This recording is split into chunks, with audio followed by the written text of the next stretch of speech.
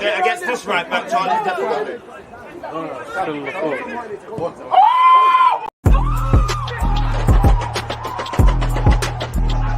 There's always just that active red back defending. I think it's like.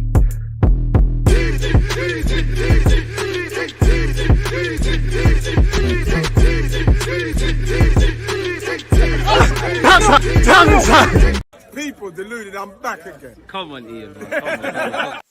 I mean, as Ian Wright just said there, people deluded, I'm back again. Twitch, Twitter, YouTube, appreciative wherever you lot are watching from, however you're watching. If you're on YouTube, do me a favor, smash the like button. Don't feel any sort of way about getting comments in. Throughout the course of this live stream, we're going to look over this Oshimen new contract. We're going to go over Peter Walton's comments. We're going to go over the transfer news and all of those sort of talking points. And then we're going to play a bit of a game, man. We're going to play keep and sell. You lot always on to me about that. I thought, you know what, let's give it a go, man. Let's have a butcher. So, yeah, as usual, appreciative of you lot tuned in. Any talking points, questions, differences of opinions. It's an interactive show. It's an interactive channel. So, yeah, feel no way about that. And again, as we approach better yet, the end of the year, appreciative to all of you lots of consistent support. Long may it continue. As I said, smash the like button and that shout out the Twitch ones. So yeah, let's not waste any time, people. Let's crack on. Now, I do think people need to be careful when they speak in the media, and I'm sorry, but this isn't on Peter Walton on the unfortunate referee attack that happened in Turkey where my man got banged in his face. Is absolutely crazy. Right back at you and yours, my guy, man. Appreciative for your support. He said, first things first, every governing body needs to come out immediately and condemn these actions, which I think every decent human being doesn't advocate violence to anyone. Then maybe the likes of Klopp and Arteta will think twice next time they rush to more or less surround a referee. Sorry, but they're allowed to have differences of opinions. If managers make mistakes, players make mistakes, owners make mistakes, etc., there's question marks. But we can't question mark the referees, especially when emotions are high and these managers are planning for things all week. This is sort of gaslighting that isn't on. Has Mikel Arteta or Jurgen Klopp ever advocated violence, let alone violence to officials? Have they ever moved violent? It doesn't make sense. And again, I can't speak for Turkey, but I don't think them sort of things they are going to run in the Premier League. They are going to run in England. You should see some Sunday League games, really. And I apologize to any ref I've done dirty. Allegedly, he said football as a sport has been asking for this for quite some time now. When something like this happens, it puts ideas in people's heads. Fans, managers, club officials. This has planted the seed and almost granted, you know, a license for others to follow suit. Come on now, you know, it doesn't make no sense. And I mean, how guys are allowed to come out and say these sort of things in the paper, it doesn't make sense. It's insinuating that Jurgen Klopp and Arteta want anyone to be injured, let alone they just want people to make the right decisions. In that respect, the timing couldn't be better. This country is having a reckoning with the abuse of referees, and maybe this can be jumping off the point to make meaningful change. Officials need to feel supported at a time like this. Then maybe the likes of Klopp and Arteta will think twice next time they rush to harangue an official or question his impartiality after the game and incite pylons. I mean, realistically, as I said, if a manager does things right or wrong, players, ownerships, whatever, even fans that make content, there's question marks. You should be allowed to question mark referees. They make mistakes. The way the linesmen and the referees and all of them lots communicational channels, let alone how they're implementing the rules, there's a lot of question marks. It does not make sense. And, you know, impartiality, I don't believe that, really. It's like asking a policeman to be impartial. They're human just like us. There's several conscious and unconscious biases, and every human makes mistakes. So what the hell are you talking about, man? I look at Arteta serving a touchline ban the other day. All he has to do is sit up in the stands instead, shaking hands with everyone. Isn't that enough of a punishment? I don't think it is. We need longer bans, point deductions. Managers should not be allowed to come to the stadium on match days. These sort of deterrents send a message that any form of abuse to officials is wrong and will not be tolerated. It is football, you know. Again, I have definitely where Sunday League's concerned, I have a lot of sympathy for referees, because anyone who wakes up on a Sunday to get maybe what 40, 30, 40, 50 pound in the abuse, that's not on. But what the hell are you talking about, man? Absolute nonsense. But nonetheless, a great way to start the live stream. What have you said here, man? Champions League or Premier League as an Arsenal fan? I mean, beggars can't be choosers. Bring either one, if I'm completely honest with you. Champions League's the holy grail. It's the pinnacle of European football. And big up to you lot that was here yesterday. You know, a club like Arsenal has to have a stronger European pedigree. When we speak of Arsenal's performances in Europe, or just think of Europe, yeah, right now in the group stages, Arsenal fans are bullish. We've done the business. We're one of only 2 English teams left in the Premier, representing the Premier League in the Champions League. Whether, you know, the same sentiment and talking points that we're saying in December are going to be said in February, whether our form, players' fitness and all of these things are going to be the same sort of climate, we're going to have to see. But I mean, I would love a Premier League. We ain't won it at the Emirates, but as I was saying, in Europe, it's filled with pain. Arsenal fans, young and old. I've seen my team, quite frankly, speaking of referees, robbed in 2006 of a Champions League. You know, fair enough, UEFA Lona. Shout out to you lot. Embarrassed ourselves in the final in the Europa League against Chelsea, and rightly so, got smacked. Obviously, even under Mikel Arteta, I'm sure we've gone out to Olympiacos, Villarreal. There's defo a Sporting yet last season. I don't think, from what I see, we managed, even going back to Wenger in the Wenger era in the Champions League, we don't manage two-legged ties enough. And Europe or European memories, we've had some good days out, but it's filled with too much pain, if I'm honest with you. So it's a difficult one, man. I listen, Champions League, really and truly, like Champions League, you're top of the pops. You're the king of Europe. You know, that's the pinnacle of club football, really. So I would say Champions League, but bring either one, man. Do you think Arsenal can win the Champions League? I mean, as long as you're in it, you have a chance. It's a very simple question, but very complex. In many ways, just seeing us improve day in, day out is a form of winning the Champions League for me, really. So I don't know. It's a very simple question, but very complex. We just have to keep working hard and see where we're going with it, if I'm completely honest with you. I don't know if we're built for a deep Champions League run yet, unfortunately. And this is where I'm not saying we're not, you know, as long as you're in it to win it, anyone can beat anyone on the day. But this is where I urge my Arsenal fans to relax. I understand the way we've been playing, specifically in the Champions League. There's a lot of optimism. We feel we can take on the world. But when and everyone's allowed their thoughts. But when I see Arsenal fans come out here and say, oh, we only fear City, Bayern Munich, and them kind of clubs, we believe we could take on anyone. I hear it. Just relax, though. There's a lot of tests. As I said, we don't know who is going to be fit, who isn't going to be fit, what our squad is going to look like, what the run is going to look like, who the hell we're even going to draw in the next round. Obviously, we'll do a live draw watch along for the Champions League. I think it's on Monday at 11 a.m. So mental note, folks, man. I would love Kubo from Sociedad, really. I'd love Zubimendi as well, man. Get the both of them at the carpet immediately, man. But yeah, anything can happen, especially this year. Really looking forward to seeing what happens. Kai, that's fair. You know, let's just equip ourselves, give a good account of ourselves, and you never know. But do I believe Arsenal on form and how we've navigated the group? Yeah, you could say Arsenal are one of the favourites, but do I think Arsenal are favourites? No, like we're Champions League virgins. Our manager just popped his cherry. The players have as well. I'm not trying to pour cold water on it. You know, even in the Premier League, there's a lot of good things to talk about, but there's also a lot of question marks as well. That's only going to be intensified in Europe. I don't know how we're going to perform away and at home. I don't know how we're going to navigate a condensed fixture calendar list. We don't know who we're going to draw. So I'm excited to see where we're at. But there's a lot of seasoned teams. City have been there, done it. Real Madrid should inspire fear. You know, out of all the European teams, again, across a two-legged tie is very different. Just in general, I fancy us against Barcelona. We might get cheated, but I fancy us against Barcelona. PSG have Kylian Mbappe and got a great manager in Luis Enrique, but just the way they've been maneuvering this year, we're not going to draw them in the next round. But just in a football match across two legs, it would be a decent one. But there's some big boys in this, you know, really. You know, you look at Benfica, they got to the latter rounds. Inter Milan got to the latter rounds. You know, when we got to the final in 2006, nobody gave us a chance against Real Madrid in general, let alone the team we went out there with. Nobody thought we'd do it against Juventus. Obviously, Lehmann, if I remember correctly, saved the penalty from Riquelme was about 20 minutes away from winning the damn thing as well. Smash the like button. DJ, have you been on a European away day, and if so, how was it? No, I haven't, man, but I'd love to. But there's a couple places, you know, big up everyone around the world, but for obvious reasons, there's some sides I ain't really trying to touch at all, if I'm honest, but I would love to, man. You know, I used to work with a Man United fan, and when they got into the Europa League, like it was around the time that the draw was made. Obviously, he's a season ticket holder. He goes all to the games and whatnot. And he said, in a weird way, he's happy that they're there because he's getting to go to new away games and stuff like that. So when you look at with that, I hear it, but boy, it's a techie one, man. Just pictured Mbappe running at Ben White. Boy, forget Ben White. Boy, Zinchenko. Boy, there's some serious wingers out here. It's the Champions League. But big up you lot, people. Again, João Paulinho links will not go away. He's linked with Liverpool one week, then Arsenal the next, and then Bayern Munich full circle. You've even seen Man United links. Allegedly, Liverpool will not be pursuing a January deal for João Paulinho, despite recent links. As such, Bayern and Arsenal could be left to battle it out for the Portuguese midfielder. I reckon Bayern Munich will be left to it because Liverpool need a 6. Maybe they've got another target or they reckon Paulinho's too expensive. Arsenal, I don't think we're going to commit. I think Paulinho is a good player. There's a lot of positives that we could have by having him in the squad. Premier League proven, experience, knows his role, midfield general, all of that stuff.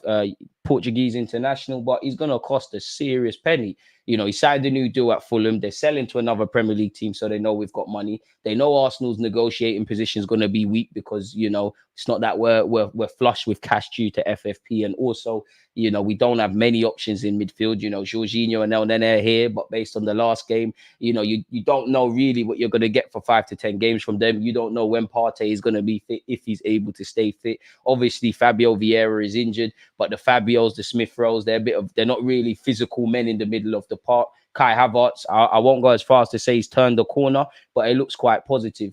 I can't see us going for him. And he's 28. Again, I'm not one that waffles about ages, because look at Gundogan. Like, he just left. He's basically just left Bayern Munich. He just left Man City for Barca, and he's on the wrong side of 30. I mean, 28, there's a number of years, and obviously, naturally, everyone's going to decline. But Paulinho's game in the middle of the park is more about interceptions, and obviously need an engine, but it's more about interceptions, intelligence, reading things. It's not like he's a blisteringly quick winger. The minute he loses his legs, he's in trouble. So I think it would make sense. But just off the basis of, you know, they're going to ask for something mad for a 28-year-old. I don't think we're going to do it, man. I think we might even just utilize the loan market or something, where centre midfield and obviously centre half's concerned. Obviously, you can only deal with the season, but indirectly, what we do in January kind of ties into what we do or don't do in the summer. We already know that. Again, I don't know Arsenal's money and things like that. And with us qualifying for the next round of the Champions League and just the money that being in the Champions League generates, the purse strings could be unleashed. But we already know that we've committed 27 million for Raya, which is why if you go back yesterday and there was rumors about Ivan Toney on loan, I don't doubt the interest in Ivan Toney. I don't doubt that we want him. But I swear you can't have two players from a same Premier League club. If we're treading close to FFP, it's either got to be a package deal that is very attractive to Brentford so that they accept a loan, and simultaneously would have to commit 27 million to signing David Raya. Indirectly, what would that mean for any reinforcements in the middle of the park or in the defensive third? So it don't really make sense. So also on top of that, Brentford knew Mbuemo's injured now, and they knew if he was fit, he's going off in January to represent his country in the Africa Cup of Nations. We said the same. So they need someone really. And really, we don't know what we're going to get from Ivan Toney. You know, quality player, hasn't played for a while now. No guarantee he's going to necessarily hit the ground running per se, people.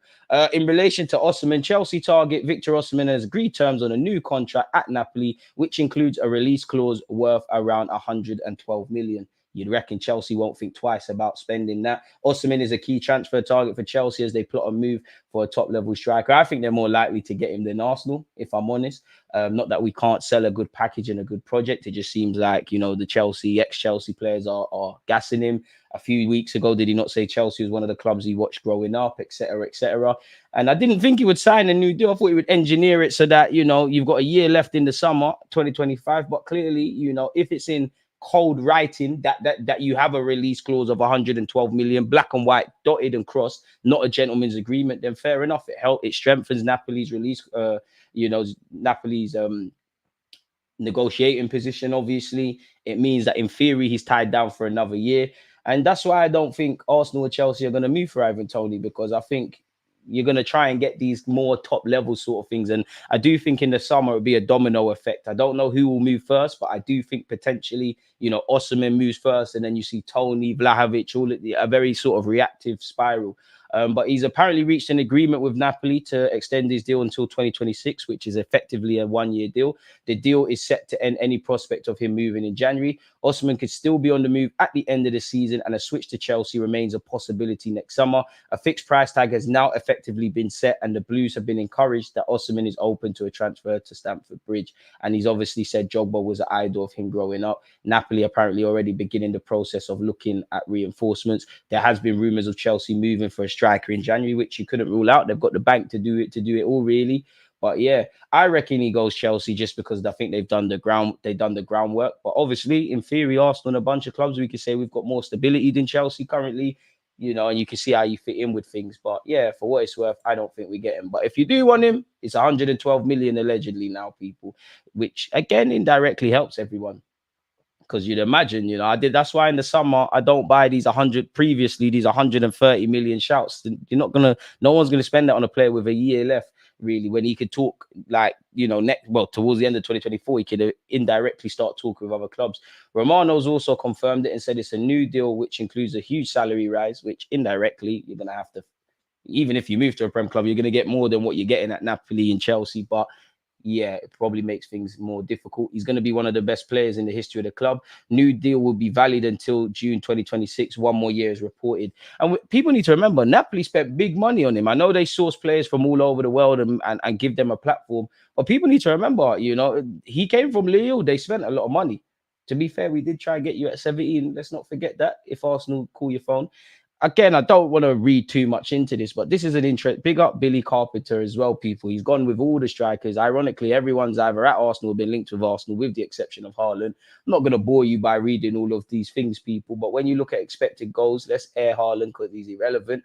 But, you know, Oshimen's quite high. I don't know if there's a Serie A tax, but he scores quite high up there. Shots conversion, he's not the best, but that could be down to taking more shots. Defensive actions and these sort of things, which we only want our striker to score goals, but we know in the modern day, you've got to be able to do a lot. Defensive actions, you know, he's got 43.75. Obviously, Jesus eclipsed that. His work rate isn't better than Ivan Toney's on paper. His work rate isn't better than Ollie Watkins or Ferguson, but it is better than Eddie Nketiah's, but only marginal, despite the fact of Eddie being a peripheral figure. Now, that could be because of how the Italian league is, what his manager demands of him versus what Premier League strikers are demanded of by their gaffers. But it is an interesting dynamic, people. Let me know your thoughts. Once again, he's agreed a new deal, 112 million. Hopefully Arsenal could get there. Keeping up the theme with strikers. Now, I'm tired of speaking about Leonardo, but, you know, there might have been one of you that's just finding out about my channel and just finding out about this news. Arsenal are about to make an attempt for the signing of Santos star Marcus Leonardo, according to reports from Brazil. R7 journalist Fabiano Fara writes that the Gunners are currently preparing a 17 million euro offer to get the striker landed in the January transfer window. And off topic, Oshimen's agents, were they not at London Coley last year? But carrying on with this. We all know Santos, in the first time in their history, have been relegated. We all know his agent has said, regardless, they're always going to move. They want to move to Europe in January, whether it's to Arsenal, Roma, Man United, or anyone linked with him. Who knows, people? He's also been linked with Newcastle, so we'll have to watch that one closely. Romano has played down talk of Charlie Patino allegedly going to Juventus. Charlie Patino, the Arsenal youngster on loan at Swansea City, has also been linked as a target for Juventus. But again, I'm not aware of anything between Juventus and Patino at the moment. Obviously, Juventus is a great club, but surely you've got to take a step down. It don't make sense if you don't reckon you could play at Arsenal. It don't make sense going Juventus where there's big expectations. You know, they probably got a bunch of young players that are on the cusp of first team. Surely it makes sense to go somewhere that is a lesser club, forgive me, with limited resources where you're more likely to play like a step backwards to take a step forward, if that essentially makes sense. A bit like Balogun when he went Reims and now giving himself a platform. Now he's at a decent club in Monaco. From Arsenal's perspective, they are very happy with Patino's progress this season, and the agreement with Swansea was probably a smart decision by the club when they had to resolve his future back in the summer. Hopefully, he signs a new deal and he's given a place in the team for next year. But all's dependent on what we do in the market, in my opinion. Midfield, as we've been alluding to, is quite techie. I'm not here for Mbappe to Arsenal shouts. I mean, I would love to play our closest thing we have in the game to Thierry Henry, but anyone that's going to give serious consideration to this probably need your head tested. Saying that, I'd love to be proven wrong. French football expert on how Mbappe could end up giving serious consideration to Arsenal. I mean, everyone and their nan's going to want him, but apparently he's explained he could see a path for Mbappe. He would shatter our wages. The stuff you do at PSG, you're not going to be able to do it at Real Madrid, and Arsenal's not Real Madrid level, but you're not going to be able to run the club and do your drama stuff here. Obviously, he's going to shatter the wages. Now, Mbappe's great. Great players, great wages. I don't really care. But when it comes to bringing in players that, maybe not on Mbappe's level, but can turn this club forward, they're going to have an eye, or their agents are going to have an eye on his wages, and that's going to be an issue. And then obviously, assuming Mbappe signs a very good deal in terms of length, when the Sakas, Salibas, etc., they might not get his money, but they're all going to want significant parity drawn. So it is what it is. We all know his deal's running out. Apparently, there's an option. We'll have to see exactly what's going to go on, people. if I'm completely honest. He said, I think Arsenal are an attractive project now. Obviously, the French ties as well wouldn't go amiss.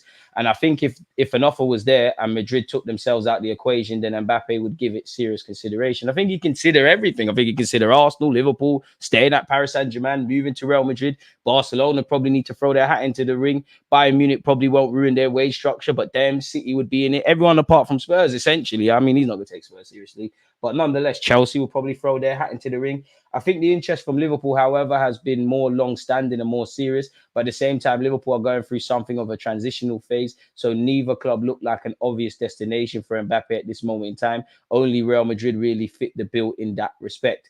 I wouldn't completely rule Arsenal out, and the same goes for Liverpool, but I think those teams would be at a distant second to Real Madrid, and it's also not the case at this moment in time, and he's definitely decided he's done and dusted with PSG either. A lot can change in the coming weeks and months, but I think the next key step is to see how Real Madrid approach this deal. Let's see how they make their offensive charm and what that could mean in terms of Arsenal or Liverpool becoming more serious destinations for Mbappe. Anyone believe that? You're by yourself, man. What about the Genoa left back? He looks lit. Gutierrez, decent. I think Tony would be the best fit for Arsenal. I don't know for best fit. I like Tony, and when I say he's not my first choice, it's not me belittling him. I would actually. I don't think he looks as attractive as Ivan Tony, but based on the fact that a couple Januaries ago, Mikel Arteta was aggressively trying to get Vlahovic, and he's still only 23, I'd consider him. I would love Oshimen. Who wouldn't? Whether we're able to do that is another thing. I don't think he's coming to the carpet. After that, I would probably look at Ivan Toney. You know, he's 28, he's Premier League proven, got the bit between his teeth, ready to step up. I do think, you know, the way he works the channels, his general play, his mentality, obviously goal scoring, you know, gives us a bit in the air to potentially be direct, gives us a bit of height, you know, comfortable in the Prem and also living in London. It makes a lot of sense. But I would probably try my best to get Oshimen if it is 112 million. I would explore the conditions around Vlahovic, assuming we don't get taken around the houses. And then for me, I do think the names I'm about to say, I do think if you signed Ivan Toney today, he's more likely to get with it sooner rather than later. But I would like, for me anyways, I'd love to explore Sesko of Leipzig. And them kind of strikers there, if I'm honest with you. I wouldn't be against Ivan Ferguson. You know Brighton are going to cost us an arm and a leg. Then I'd probably go for Tony. And then if all of this fails, then you're probably looking at taking a chance on the guys that have been doing their thing in the last 18 months to a year. Garassi, not really keen on, but doesn't seem keen to sign a new deal at Stuttgart. He's been linked with Arsenal and Man United again today. You know, Boniface of Leverkusen looks good. I'm sure we can ask Granit Xhaka for a personal reference. Paulinho knows where the back of the net is, something that is missing in our midfield as a Ramsey-type midfielder. I think you'd be disappointed if you're looking at Paulinho as a goal-scoring midfielder, but you are right. We could get more goals from midfield in that regards, man. You know, Odegaard ain't got his shooting boots. Jesus and Martinelli, in my opinion, are playing well, but they're not evidently scoring. Havertz has found his form, but historically, he's not known as a goal scorer. Ultimately, goals win games, and I think goals need to be shared. And I do think you go back to the start of the season with Arsenal, we look good defensively, fairly decent in the middle of the park. We were scoring goals, which is, we were saying we need a striker last year and we're scoring goals, but the creativity wasn't necessarily there. Of recent weeks, there's a bit of an exception because I do think we're getting better at cutting open low blocks and stuff and a bit shaky defensively.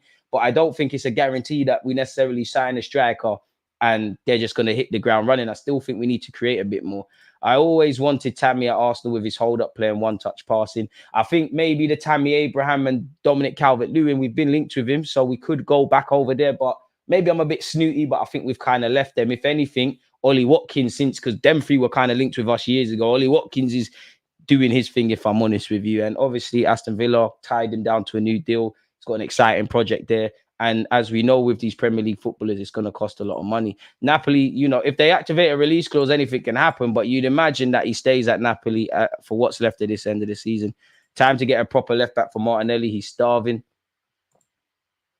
Genoa left back belongs to Madrid. I think he's on loan from Madrid. Maybe they're going to end the loan because Madrid also need a left back. I don't think he's still on loan there, you know. But yeah, man. Oshimen, but on the pricey side, what about Sesko or Tony? Will be able to play straight away. I'd rather Sesko, but we'd need to give him a lot of time. Leonardo, possible. Santos just got relegated. It's true. It is true. And that 17 odd million can't be, you know, not going to break the bank. But you'd have to give him the luxury, even the fact that he's only 20, I think he's played 163 times for Santos. So there is a lot of transferable experience despite his young age. Obviously, he would fit the system. He's another South American man. Edu, you're South American. I hope you've got a really informed opinion, but he'd be joining in January. He's still young. I don't know.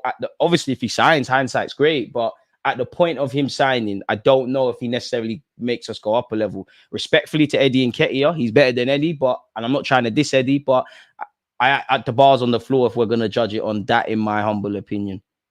Patino would be perfect if Havertz is unavailable. I think Charlie Patino needs to stay at Swansea for the rest of the season. Obviously, if we need to recall players, do it, but he's got stability there. He's playing. They've actually sacked their manager recently, so he's seeing what the real world's about. And minutes are currency. I think it's a next season thing, if anything, but we will need to get him a new deal. Rabiot's, good player, but too much baggage. Forget all of that, man. Let him stay where he's at, man, if I'm honest with you. Get the likes up to 100 people and subscribe, road to 60K. 70, but we keep going, man. But we true say we're not at 60. Dominic Calvert-Lewin is knackered. And like he said, everyone hit the like button. The thing with Dominic Calvert-Lewin, the injuries, man, your stocks dropped. Like Dominic Calvert-Lewin, once upon a time, you was the one that, if you exclude the fact that Southgate says Rashford and Sterling can go as strikers, and obviously Harry Kane's the big dog, best English striker about, he's always going to play. When you look past them three, and there's probably a spot or maybe two, but probably one spot for another striker, Dominic Calvert-Lewin's name was ringing there. Now, if it's anyone, if Ivan Toney comes back and starts scoring goals, he might be able to do it. Ollie Watkins is, in my opinion, has to be on that list. And there's probably a couple we're missing out. We definitely need a natural 8 in the summer because I see Fabio and Smith Rowe leaving. My choice is Olmo or Barella. Would love Barella, but pretty penny. Fabio Vieira, I think he's got one more season, but if there's not significant progress, 30 million has got to be justified. And I don't want to say it, but yeah, it could be the beginning of the end for Smith Rowe, dependent on what happens. Goro Kez has been moving me. He could be better than Vlahovic. I mean, I'm a bit snooty. I like him. I think he'll be on the list at Sporting, but he wouldn't be my first choice, man. I do think he's an upgrade on Eddie, but the bar's on the floor with that, and that's not the great way. Dominic Calvert-Lewin was a Kane regen a few years ago. I don't know if a Kane regen, but his name was ringing bells.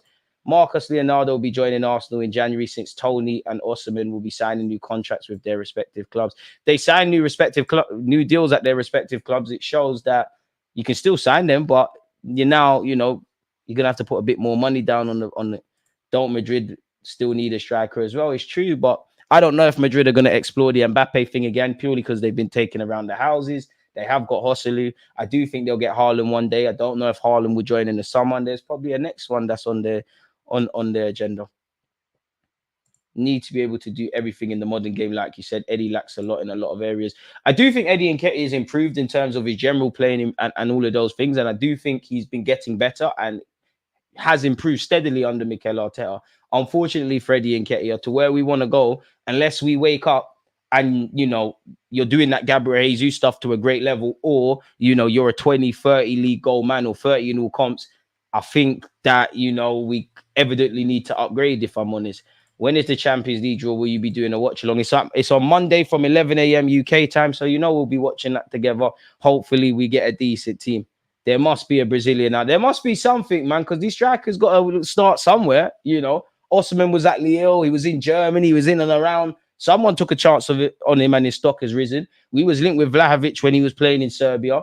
Everyone's got to start somewhere. And I mean, if we kind of what we're saying, if we don't go for those bigger names that we've been linked with, or we don't go for these guys that are having a good 12, 18 months, have announced themselves to the footballing world, or the emerging ones like Ferguson and Sesko, scouts do your job. Everyone's got to start somewhere. Of course, if you sign someone that nobody's seen before, everyone naturally is going to have question marks, but every option has to be on the table, essentially, really. So we'll have to see.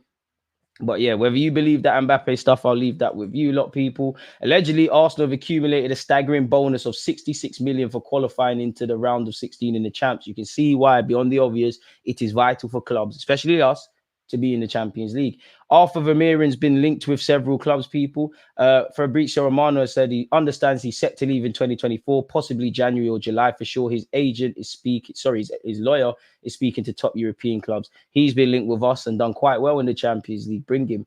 Apparently, reps from Arsenal's Invincibles are holding talks with the intention of playing a friendly in 2024. Planning is in its early stages, but discussions are currently centered around holding the game at the Emirates Stadium. If I can get tickets, I'll be there as long as Henri's there. Kyrgios's been linked with AC Milan again. They allegedly, according to reports in Italy, he is in talks over a loan move. I mean, Kyrgios hardly covered himself with any glory in his starts against Luton, and he got terrorized by Desk when he came off the bench and Bakayoko for the whole game, really. I don't know what it is with Kyrgios. Not really looking too confident. Maybe he's one of those that need consistent football to show their best. You're not going to probably get that at Arsenal. Obviously, there's plenty of games, rotation, all of that jazz. But unless there's injuries, which there is, and we don't want to see any more, you're not going to get in. You're unfortunate. You know, whatever you say about Zinchenko's ahead of you. Timber's fit, that's another one. Tomiyasu, that's another one. Centre halves, you're not playing ahead of Gabriel and Saliba, and they've got a great partnership. You know, we did see that in Italy, he played in defensive midfield. For whatever reason, Mikel Arteta hasn't been keen on him doing that. And I know preseason is very different, but in the inverted role, he looked confident. Now he don't really look like that. And to be fair, I do think there might have been a tactical tweak from Mikel Arteta because, in my opinion, he's playing more like a traditional left back rather than inverting. And I do think if he was to, in theory, try and take Gabriel's spot, you've got to be able to defend wide areas a lot better. You know, naturally, you know, I don't think Gabriel was helped out with Kyrgios in that game that we just referred to, or when we lost to Aston Villa. But naturally, in terms of build-up play, Gabriel is kind of like a centre-back and a left-back at the same time. And I think Kyrgios looks very nervous when he's pulled into those wide areas. And I think he needs to find that balance. Like Saliba, he's not aggressive, but he will put an elbow out and things like that when the time requires. Gabriel lets you know very early, I'm aggressive. If you want to do skills against me, I'm going to clamp you and things. I think he was a bit too respectful and didn't judge it accordingly when he played. So I wouldn't be against him leaving, but in January, you need to stay. I'm not really for people leaving in January. Mikel Arteta said it the other day, like when you get February, March, April, you need 20 odd players. If Arsenal was that club that, sell Jorginho, Onene, Partey, you know, Eddie Nketiah or Kyrgios, if we're going to replace all of them in January and upgrade, then I'm all for that. But realistically, that's not going to happen in January, really and truly. Big up Arsenal's women. They drew 3-3 in the North London derby, people. However, they have gained an advantage in Group C of that competition because they won the penalty shootout in the draw against Spurs. Big them up. Kyrgios actually spoke about joining Arsenal. Coincidentally, I was actually just reading this off my own accord, people. But he might as well read it to you lot, people. Of course, I knew Arsenal as a very big club, but what surprised me is how well everything was organized and how well I was looked after right from the beginning. It's true, it was a challenge for me at the start, but I wanted to take the challenge because I want to play for a big club like this. What made it easier was I had a lot of help from people, not just players and coaches in the dressing room. It was a nervous time for me in those first few days, but players were really good with me. What was really good for me is when Zinchenko introduced me to the whole squad on my first day here. It was funny because I was at the Emirates Stadium to watch us play Man United the day before I was due to go to the training ground to sign. After the game, Zinchenko was down by the pitch waiting to do interviews, and he saw me there. So he introduced himself and said, "Welcome to Arsenal. Have you met the boys yet?" I told him I hadn't. He took me to the dressing room and introduced me to everyone. This was just after we had won a huge match. He made it great for me because, of course, I was nervous about meeting everyone, but he made it easy. He went around and made sure I chatted to everyone. It was a big help. The whole group was really open and friendly. As I said, I think there's a lot of things Kyrgios can improve, but I think you need to look a lot more confident, especially if you're going to have any chance of showing Arteta, I deserve more than little man minutes, essentially. So, yeah, man. And he also bigged up a couple of the ground staff who happen to be Polish as well. So big up Arsenal, really a family club. So, yeah, man, that just don't know why we mentioned that, but it just happened to be there. Probably the best news.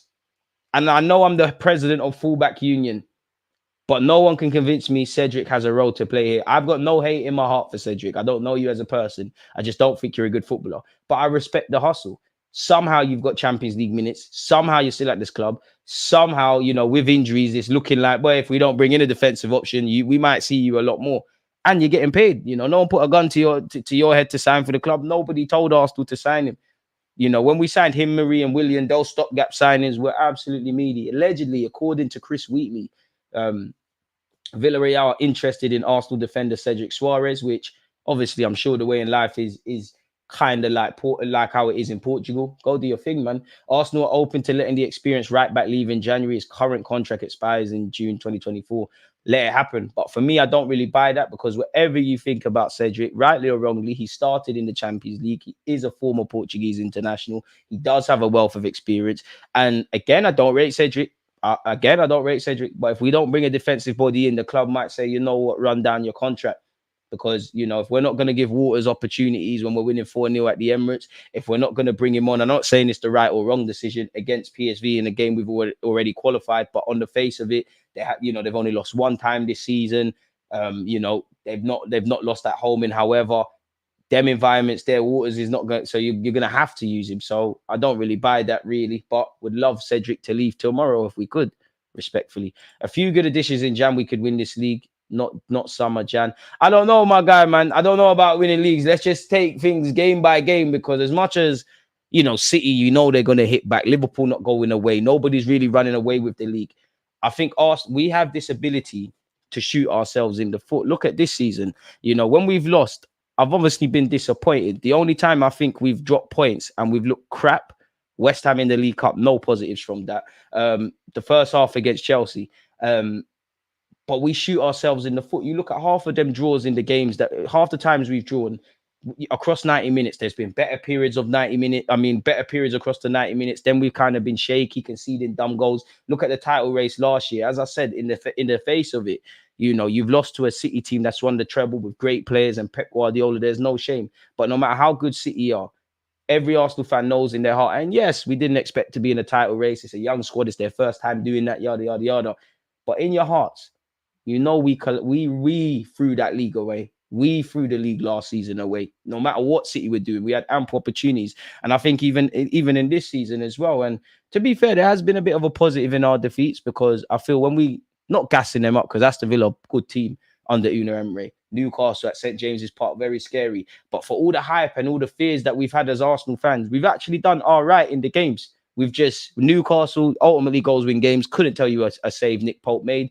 We did create chances against Villa, but we did terribly in the seventh minute when they scored. And obviously we let ourselves down by just not putting the ball in the back of the net. So we shot ourselves in the foot there, man, really. I like Smith Rowe, but Arsenal football may be above Smith Rowe's talent, if you understand. I mean, the time waits for no one, innit? At one point, he was one of the first names on the team sheet. Got to stay fit is the major thing. Indirectly, Nelson as well, but Smith Rowe has to stay fit. The position you play, there's a whole heap of players. Go and show Mikel Arteta that you're the guy. There's a reason you gave him a new deal. You've got a chant and you're the number 10. Go and show Mikel Arteta that, yeah, the sun's shining at the Emirates. You're getting money. Players are being bought for decent fees and stuff. But when it was the trenches and you looked around that 11 and there was probably 3-4 players max that were down for the cause, I was here. Eddie is our backup striker, though, and he gets the ball in the back of the net when we need him to. I'm not sure when we need him to, but I think naturally, if there's a chance to upgrade and bring in a striker, and indirectly Jesus can be used out wide. I'm not saying Jesus would be marginalized, but indirectly Jesus becomes the number 2. Naturally, I think that's what we got to do. You know, respectfully, with the level where Eddie Nketiah is at now, we're only going to get so far. And I think Eddie Nketiah is harshly treated by some Arsenal fans. It's okay to say you don't believe in him, etc., etc. I do think some fans are very harsh on the man, but ultimately he's quite limited, and he's at that stage now. Nelson as well. Smith Rowe needs to stay fit. You need to make progress and show that you can be part of this squad, whether that's a regular, whatever, or boy, the writing's on the wall. Smith Rowe is one of the most talented players in the squad. His biggest issue is fitness and availability. 2 things you need, really, if you want to be at a team that wants to win stuff. Well, go on, big up all the members as well. Kai's starting to improve a little bit, but I'm still watching what he can do, or can he give us a little more? Jury's still out on Kai Havertz. I love it. You know, you're getting some form. Whether you rate Kai Havertz, wanted him or not, he plays for the club. You want him to do well. It just can it maintain, really and truly. And obviously, there's not been a big catalogue of games, but this is probably the only period in his career at Arsenal so far where nobody's talked about the price tag. You play well, it is what it is. Gabriel's performances have been going under the radar. What a guy. I'm with that. We should stop persisting with Trossard left wing. His best work comes in and around the box. I hear it, but for me, you can play on the left, right, and false 9. I think Trossard's been in a really, really terrible run of form of recent, even when he hasn't necessarily played out wide, like against Brentford. I just think, I don't know what's gone on with Trossard, but he's gone off the boil a bit, man. Lewandowski rates Kyrgios highly. The guy just needs more time and confidence. I hear that. But then again, Sir Alex Ferguson said that Phil Jones will be the most important player in Manchester United's history. So they do get things wrong. Cedric is a great professional. Hope he ends up somewhere nice. Playing Cedric was a business move. Advertising him to other clubs on the big stage. It's true, but like, boy, did he cover himself with glory? You know, let's just cut up the highlights of his involvement in the first goal and not show anything else. I might be a bit harsh. If Ben White is being a liability in defense and he doesn't help much in build up like Zinchenko, then that could be another position we should be looking at. If Timber was fit, it's bad news for either Benjamin White or Zinchenko. We need them in the squad, but they kind of offer qualities that he doesn't. Obviously, Timber can't create like Zinchenko, but he does get forward and he's stronger 1v1. Phil Jones was never played in his natural right back role at United. Right back. Fair enough. White caught life with the Timber injury. To be fair, Benjamin White's done all right this season. I mean, since he's had his little injury, I think he's gone off the boil, if I'm completely honest. I think with Benjamin White, obviously, you know, I do think our fullbacks need to give us a bit more of a threat. I know Zinchenko inverts and all of that jazz, but I think we need to get a bit more from our fullbacks. I think the biggest criticism I can have of Benjamin White, at times he goes to sleep unnecessarily, like the Spurs game where him, Saka, Raya, and a bunch of other players could have done better. Even against Newcastle in the build up to that goal, I'm sure like we do this thing where we're just waiting for players really. But as much as I'm criticizing Benjamin White, the space he's occupying, maybe the gaffer is telling you to do that. If I'm honest, fair enough. Fair enough. I'll take your word for it, man. Chelsea are going to be all over Oshimen with that release clause, probably. But football is weird, man. Like football is weird. And I do think they will, but we've seen a number of times, you know, when a player, it seems like they're destined to go to a certain club, there's kind of a spanner in the work. So who knows, man? Big up for Cedric. I mean, there's a reason Fulham didn't take you, and I don't think you was playing on a regular basis. Smash the like, people. Make sure to follow on Twitch too. Appreciate that. Sorry, folks. Twitch is just giving me some notification. What's going on there? Can you lot still hear me on Twitch? I hope so. Yep.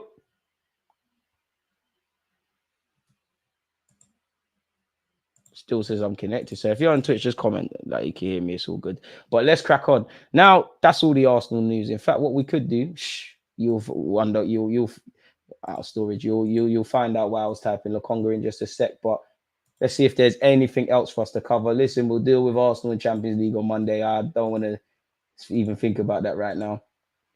Let's see if there's any other news. Don't appear that there's anything new under the sun. I think we've gone over everything. But that takes me to this, people. Well, Cedric's good. We could talk about that. Appreciate that, Rambo. So I'm here, man. Left backs have had a field day against Ben White this season. I think you're being a bit harsh. Field day's harsh. What did Doku do? But to be fair, Doku, Trent, James, who can't stay fit, and White. Yeah, I understand it. Listen, naturally, you know, if you go through the squad, as much as Zinchenko inverts, there's an upgrade to be had there. White, there's probably an upgrade. Raya's going to have to show he's a Ramsdale upgrade or it's going to get worse. Naturally, you know, Eddie Nketiah or Reece Nelson, Smith Rowe, if there's no development, Fabio Vieira, you know, if you're not doing what to a degree, if you're not on Saliba, Rice, Saka level, anything can happen. Odegaard, there might be a day things happen. Now, obviously, it's not just them. Gabriel holding on to his shirt. It comes with being a big club or having competitions and stuff like that. And also, we need a squad. Just because you lose your spot as a regular, don't mean you ain't got a role to play. But I thought let's have a bit of fun, people. As we said, let's play a keep and sell list, people. I've got all the Arsenal players. Tell me if I've missed anyone else out. Obviously, this website had all these names already. Tier list settings, man. Big up Martinelli again. Allow him. Who would we sell? Who would I sell or keep? I mean, I've got untouchable, not for sale, right price, got to go. Why are you here? I mean, I'll start with the easiest one. Cedric, I'm sorry, but why are you here? Lokonga, why are you here? Tavares, why are you here? Tierney, unfortunately, I think you've got to go just because you don't. I love you. I wish you stayed and was part of the squad, but you want more minutes. Arteta doesn't fancy you. It's peaking it, so you've got to go with a heavy heart, man. With a heavy heart. With a heavy heart. Untouchable. Well, not for sale. You can't be untouchable yet, Timber, but you're definitely not for sale. Saka is definitely an untouchable. Declan Rice's face is just here for a decoration, anyways. Definitely not for sale, untouchable. Saliba, bro, unless you got 100 million for them free to start negotiations, don't ring our phone, man. Gabriel, not for sale. Odegaard, not for sale. Who else is there? Fabio, Tomiyasu, not for sale, but right price, things can happen, depending on what we do in the market. Zinchenko, not for sale. Carl Hein, I can't lie, you barely played, but you look booky, so you're gone. Benjamin White, not for sale. Gabriel Jesus, defo not for sale. Kyrgios, can't lie, it's looking like right price. I wouldn't sell you. But I would hard can you zoom in a little bit, DG? Yeah, of course. Is that calm? That cool? Let me know. As I was saying, Kyrgios, I wouldn't sell you. I don't think we have enough depth. I still think you've got a lot more to give. I don't think your last two appearances have been good, but I like you. But the way you're moving, if we could bring in another centre back or full back or a versatile guy like Timber and Tomiyasu, then probably got a cut. So for the right price, I wouldn't let you go in January, but for the right price, things could happen. All right, calm. Apologies.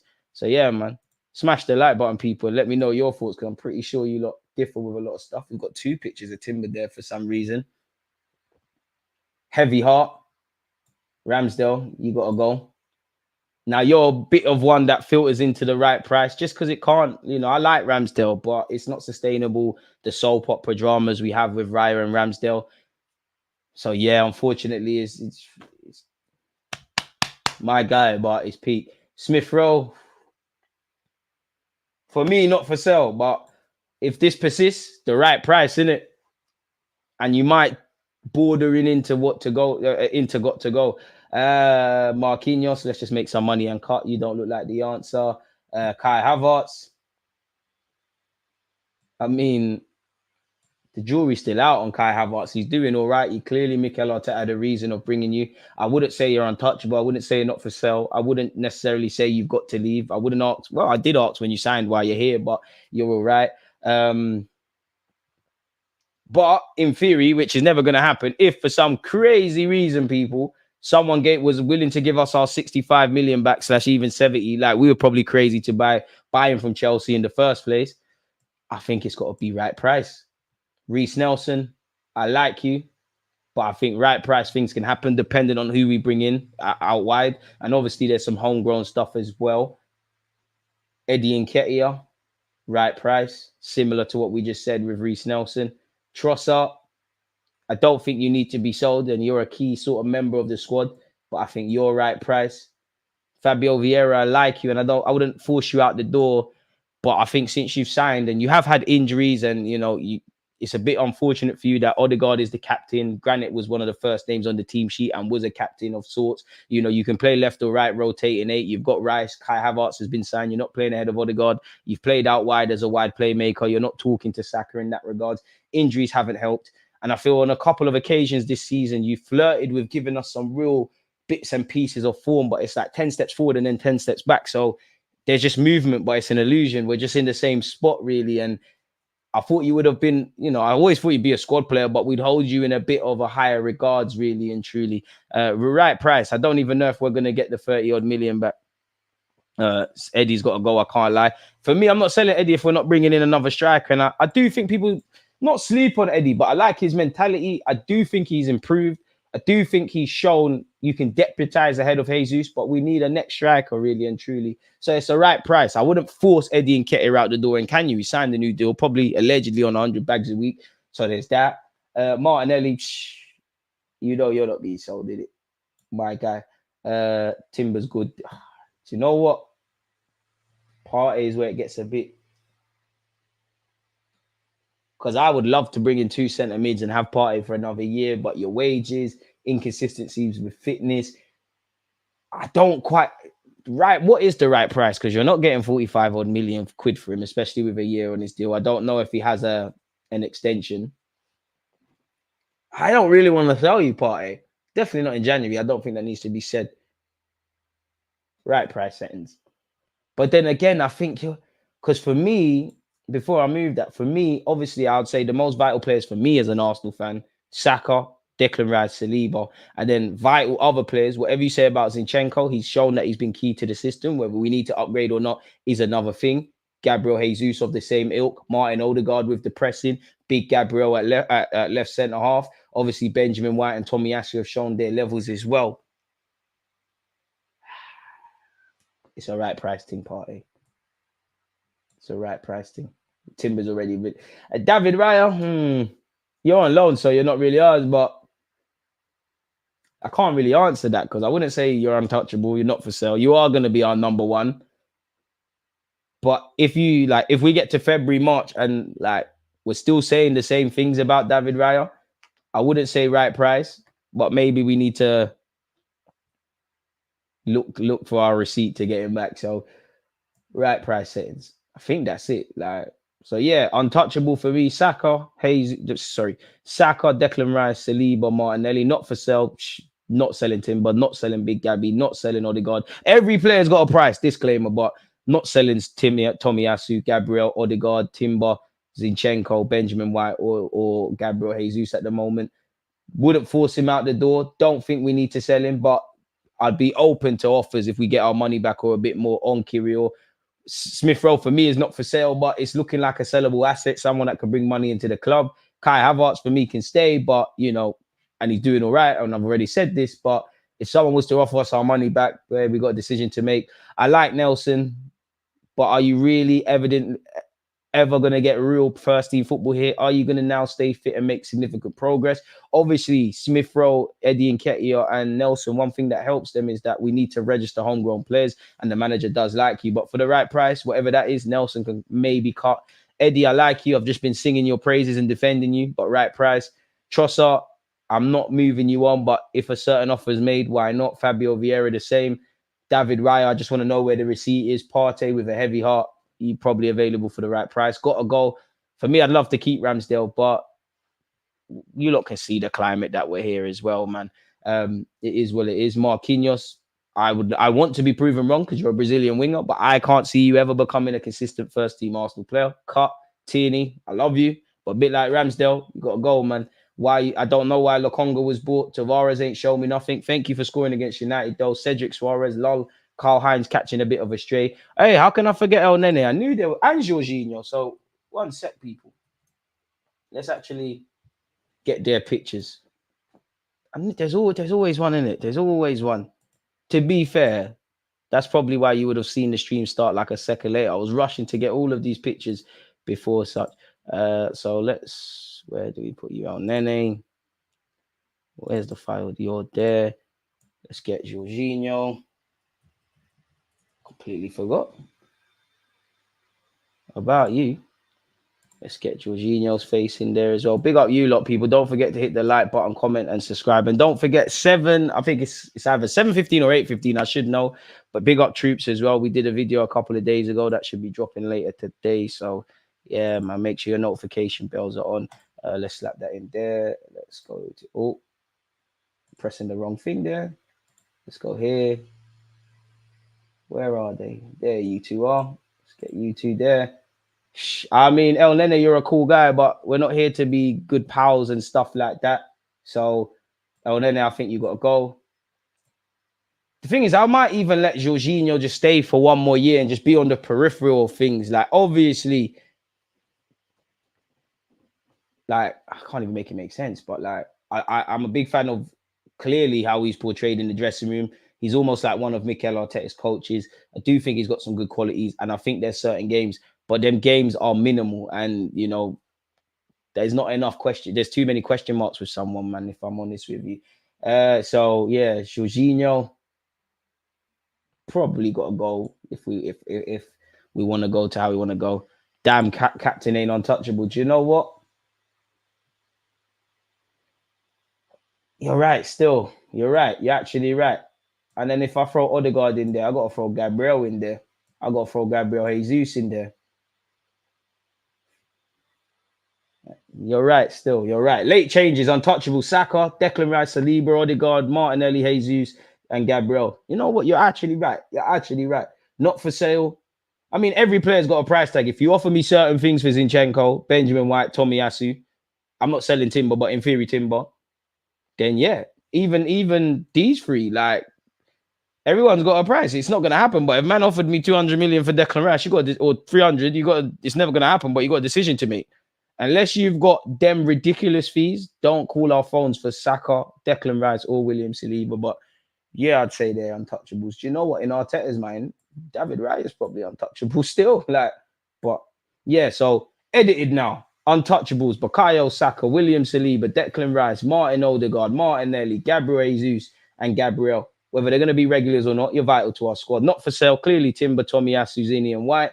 fullback union. See what we did there indirectly. Right price, Smith Rowe, Havertz, Kirill, Partey, David Raya, find that receipt, Nketiah, Reece Nelson, Trossard, and Fabio Vieira. Again, I wouldn't advocate to sell Trossard. I like him, but again, he's 29. Could we sign another winger? That's an upgrade, or someone that could, more likely to start. You sign another striker. Jesus can do that out wide stuff, but I'm not forcing him out. So yeah, Kirill, Smith Rowe, Kai Havertz, Reece Nelson, Eddie Nketiah, Trossard, Fabio Vieira, Partey, and David Raya for the right price. Got to go, unfortunately. Jorginho, El Nene, Marquinhos, Aaron Ramsdale, and Kiratini. Why are you here? I think we all asked the questions of Cedric, Lokonga, Tavares. Carl Hein don't really deserve that, but yeah, you're probably going to be retained. You might even just be a permanent third choice, man. So, don't know, man. What players, if available and pursued, would you sorry, let me start that again. What players, if available and pursued, would persuade you to drop players from not for sale to right price? Well, I mean, if you go out there, I'm not sure on players in general. I mean, we could sit here and say all the greatest fullbacks ever, but if you sign an upgrade on Zinchenko, Benjamin White, indirectly Tomiyasu, then I'm available for it. But for me, whether these four, and big up Timber, these lot are vital to the squad. There's going to be times you're going to be regulars on the peripheral of things, etc., etc. And obviously, there's going to be there's, like in any job, there's hierarchies. But not everyone is going to play every game. Saka, Odegaard on current form. Well, Odegaard in general, currently in the system. Declan Rice, Saliba. These men are going to play week in, week out. But we need to kind of change our thinking. And it's more of a squad thing now, if I'm honest with you. So naturally, really, everybody, as I said, everyone's got a price. But in relation to what you said, not for sale for the right price. Again, if you sign upgrades, if you sign someone that can stay fitter than Tomiyasu and offers what Tomiyasu offers them more, then it is where it is. If you can offer me someone, if we could upgrade our midfield so we're less reliant on Zinchenko to invert, or an inverting fullback is just an extra, then there you have it. If you can find someone better than Benjamin White, then for the right price. But yeah, that would answer it. Good question, though. Feel a bit sad though, man, because I don't want to put Tierney and Ramsdale there. I think Smith Rowe, for me, he's in here, innit? He's not for sale, but it's an emotional thing. Good question. Who knew? I thought, we'll do this a bit more. Trossard, he's right price, man. Jesus probably not for sale. Jesus, I wouldn't sell him. But I think he's untouchable. At this moment in time, he's our best striker. He gives us so much. And again, if we sign a better striker, and obviously that means Trossard isn't the main man. Trossard, Jesus isn't the main man, but I think he's vital to the squad. Totally disagree with Ramsdale. Got to go. He's got to go. For me, it's more. He goes in. For me, he's not for sale. It's a thing where it has to be for the right price. But he's got to go because I don't think David Raya is clear of you. From what I've seen with both of them, I think the only thing Raya does better than you, he's better passer. He's got more in his locker. I think you're in the same realm. But in Mikel Arteta's mind, or what I'm seeing, Raya's played all the big games. Ramsdale had to really beg to get a Champions League out in. Raya's the number one, and it can't persist. I would love if Ramsdale wants to stay and be number two and thinks he can fight. I hope you can. But for your own career, for Arsenal fans, for Arsenal fan content creators like myself, I'm kind of tired of speaking about David Raya and Ramsdale. And one thing I don't like now is people are not majority of people, but people are setting up camps. Some people will never be happy with what Raya is doing because they love Ramsdale, a man that some people didn't even want at the club. Oh, he's been back-to-back relegations and all of that jazz, and his concentration. And some people, even though you can't just say one player ruined a title challenge, oh, he threw our title away. I don't think it's nice. Whenever Raya plays, everything is about Ramsdale. When Ramsdale plays, everything is about Raya. Sky Sports are panning to Ramsdale. If Ramsdale smiles, he's not serious. If he doesn't smile, he's spoiled. It's jarring. So for me, for his own sake, he's got to go. I don't think Tierney and Ramsdale should be there, but for their own sake, innit? Like for Tierney, I think it's a thing where Tierney just sat there and said, you know what, Gaffer, I love how you're managing. I love the club, but I need to go somewhere. I'm going to play more minutes. Like Tierney, obviously with the squad and injuries, and even at times would have loved for. There's definitely been some games I would have loved Tierney to start. For all this inverted tosh, defenders have to be able to defend at times. There's a number of occasions Tierney could have come on to see out games, but I don't think he was on that. So Tierney's got to go on that, as does Ramsdale. Marquinhos probably goes out on loan again, and I want to be wrong. I want him to look better than Bukayo Saka, or levels with Bukayo Saka. I want to be wrong. It's not going to happen, but I want to be wrong. We've got a stronger squad like that. But you look like a profit maker. Let's just make profit and cut. El Nene, good guy, but we're not here to be good guys and social. We're here to win stuff. You can't really help us, and you're a bit injury prone. Jorginho, if you're going to be on the peripheral, great. and I do like you, but you probably need to somewhat go. It goes without saying for Lokonga, Cedric, and Tavares. So yeah, Nelson got to go. I think got to go is harsh, but for your own sake, you probably do. DG, should Arteta have given the youngsters he had on the bench a run out on Tuesday? I definitely would have said for Waters. I guess it's easier to bring on attackers, but I definitely would have said for Waters. Sly, I think Jesus can stay down a peg. Yeah, I don't really think Jesus is untouchable for me, but again, the basis on squad. I think Jesus is vital to that. Zinchenko for the right price. Everyone's got a price, innit? Put Nketiah in, got to go. I don't think it's a got to go thing. Like, I don't think it's a got to go. In theory, maybe, you probably need to go somewhere you can play 20 league games on the spin. But if we're not bringing in a striker in, and whatever you say about Eddie, he's shown he can deputize. He's shown he can score some vital goals. He might not be the answer. I don't want to rely on him. Do I ever want to be in a situation where Jesus is injured, Eddie comes in? Of course not, with the greatest of respect. But I think he's shown and proven that he's got somewhat of a role to play here. And he's got Arteta's confidence. Don't get it twisted. Like, right price, Eddie, someone that, if this was fee for a football manager, I'm trying to get a decent fee and reinvest that to a striker. If that makes sense. DG, can you do a tier list on the academy and on loan? I don't think we'll do that this stream, but that's definitely one I could potentially make a video on. Let me screenshot that idea. Big up you lot in the community, see? Big up Pack and Classified as well. You're always here. Good questions, man. And then Tierney, right price. I mean, we spoke about the Mbappe stuff. That's why he's there. Sam Rinderson ain't getting mentioned. To be fair, like, you're always going to miss out players. Broski, I think everyone forgot Rinderson was there. Big up you. Let's get I think we all know, right, Rinderson's destiny, innit? We all know where Rinderson's going to end up on this. But, just to, even losing my trail of thought with Rinderson, just to entertain you lot. That's what we've got to do. Let's go with Rinderson then, man. Let's go with Rinderson. Let's get him in there. Where's the folder? There you are. Let's go back over here. Big up you lot, people. This has been more entertaining than I thought. Where are you, Mr. Rinderson? There you are. And I mean, it goes without saying where Rinderson's concerned, people. But personally, I put Rinderson in untouchables now. Come on, man. I'm effing with you lot, man. Like, why are you here, bro? Why are you here? Why are you here? I got more faith in Carl Hein than you. Like, Rinderson, I don't know, man. He definitely won an opportunity, like, to play for Arsenal Football Club. There's no way you're a professional goalie. I don't like to write anyone off, but I don't know why, but I vividly remember his debut. I remember looking at him and like, you're not built for this. You're really not. And I don't know what goalkeeping coach suggested him. I'm not blaming the goalkeeping coach because he suggested Mikel Arteta, Edu, coaches, a bag of man have been in that room watching highlights and singing his praises. But hey, it's crazy. But yeah, Renderson needs to cut. It goes without saying. It goes without saying. The Flying Scotsman is what it is. Agree with all beside Trossard, DG. Again, I'm not trying to force Trossard out of the club. He's someone that I'm not trying to sell, but I wouldn't say he's not for sale for me. And he's not someone I'm not. Again, I think another winger can come in. I think we need Trossard for a year or two. But if you offered us our money back and a little profit at 29 years of age, not saying you have to do this age thing and start running away with players, but hey, there's a decision to make. I believe Ramsdale can win his spot back. Raya hasn't convinced me as yet. I've seen Ramsdale pull off the unbelievable for us. He's still my number one. I hear you, Pat, but whether I believe you, I said that as well, but it don't matter what we think. It's Mikel Arteta. Like, whether Raya's made mistakes or look shaky, which he has, he's still staying there. I don't think there's no way back for Ramsdale, but it looks like a thing of, right, Raya is my goalie. This is what I want to do. He's having a testing period. He's staying. This is it. This was my first choice before I bought Ramsdale in. Done. And unfortunately, me and you can think that. And obviously, I think Arteta likes Ramsdale, but in Arteta's mind, it don't. In me, in my opinion, anyways, the shirt's gone, isn't it? Really. Speak. Happy Pep took a dig at Arteta for not playing in the youth. It was a nothing game. He could have had some more wins. Pep, shut up, man.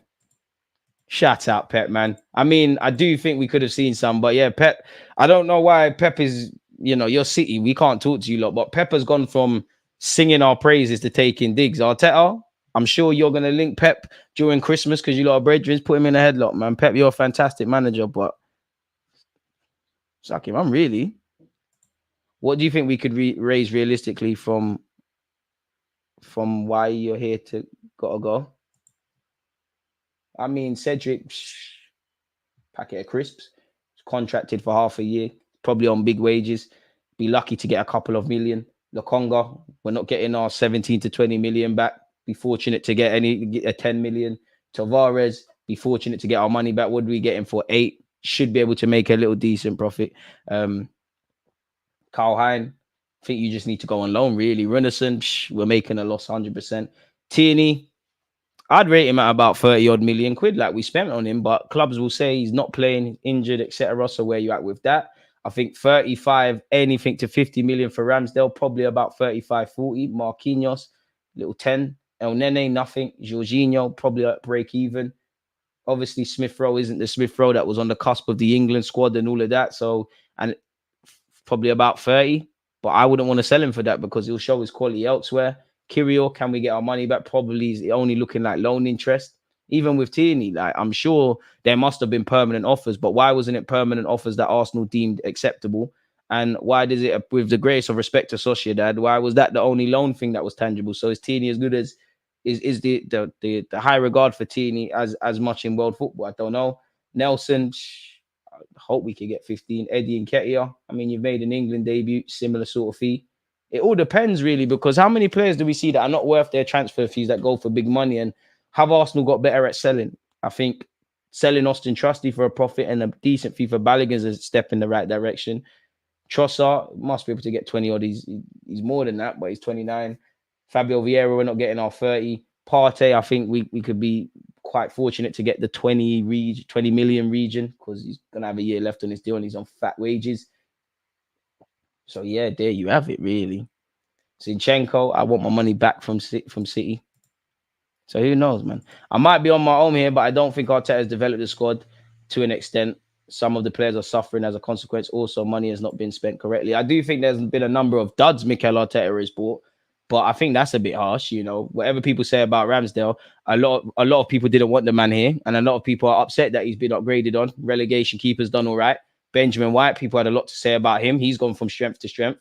Tomiyasu was a good signing. Martinelli's been improved under Mikel Arteta. Got double figures in his first double figure season. Saka's getting better and better under him. Declan Rice is doing what Declan Rice was doing at West Ham, but that's been 100 million well spent. Saliba, in hindsight, selling him up, but sending him on loan worked out. Odegaard, a lot of people didn't want him off the back of his loan spell. I think that's been justified. Nobody had nothing to say about Jesus or Zinchenko, to be fair. Kai Havertz, the jury's still out, and I wouldn't have bought him. And I'm not defending Arteta with that, but right now he's doing okay. Nelson and Eddie Nketiah, whether you like it or not, has improved under Mikel Arteta. Smith Rowe had a standout season under Mikel Arteta. He integrated him properly. So I think that's a bit harsh, man. There's definitely more he could do, but I think that's a bit harsh. But we are quite poor at selling. Arteta wants those extra wins to fund transfers, probably. You know, when you look at it from that sort of standpoint, can't go against it, people, really and truly. So yeah, man, is what it is. Guess we'll have to do this more often. This was a lot more fun than I thought. You lot are a lot more engaged than I thought. So yeah, people. But yeah, we've done our little tier list. We've gone over the latest news. We've considered everything. Make sure you've hit the like button. One love to those of you who have Twitch. Don't feel left out. I appreciate that. Again, make sure you've got your notification bells on the YouTube channel because there's a bunch of content across the weekend. Obviously, on Sunday, I think it's Liverpool, Man United and Arsenal, Brighton. So we'll be doing our watch-alongs for such. And yeah, man, you lot stay safe, stay blessed. Appreciate you lot for your engagement, your listening, your talking points, differences of opinions, etc., and your consistent support as 2023 draws to a close. Don't forget to like, comment, subscribe, follow on all the socials and all of that good stuff. Stay blessed, stay safe, stay in good health. I extend that to your loved ones, and we'll link up again soon, people. You know, I mean, if we do sell certain fullbacks, I know one Sunday League fullback that might be able to cook at the Emirates. One goal, one. Against this right. Did you imagine me at Martinelli? Oh, look at the inverting. Say. So it's always just that active red light, defending. I think it's like